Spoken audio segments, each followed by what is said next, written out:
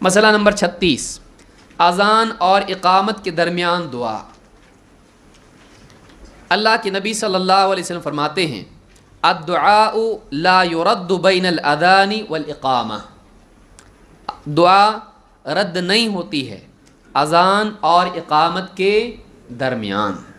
اذان ہوتی ہے اور اس کے بعد اقامت ہوتی ہے، اس کے بیچ کا جو وقت ہے اس میں دعا رد نہیں ہوتی یعنی قبول ہوتی ہے، رد نہیں ہوتی یعنی قبول ہوتی ہے۔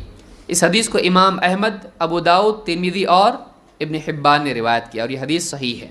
تو اس سے معلوم ہوتا ہے کہ اذان اور اقامت کے درمیان بھی آدمی اللہ سے دعا کر سکتا ہے۔ خاص طور سے اللہم رب ہذہ الدعوۃ التامہ، یہ جو دعا ہے یہ خود نبی اکرم صلی اللہ علیہ وسلم کے لیے وسیلے کی دعا ہے۔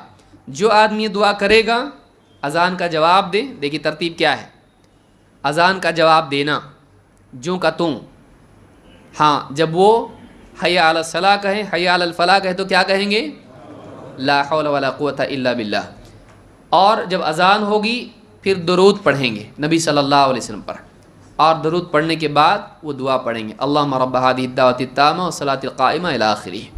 تو اس میں یہ جو دعا ہے، جو یہ دعا پڑھے گا، اللہ کے نبی صلی اللہ علیہ وسلم فرماتے ہیں حلت لہ الشفاعہ، میری شفاعت اس کے لیے حلال ہو جائے گی۔ قیامت کے دن اللہ کے نبی صلی اللہ علیہ وسلم اس کی سفارش کریں گے۔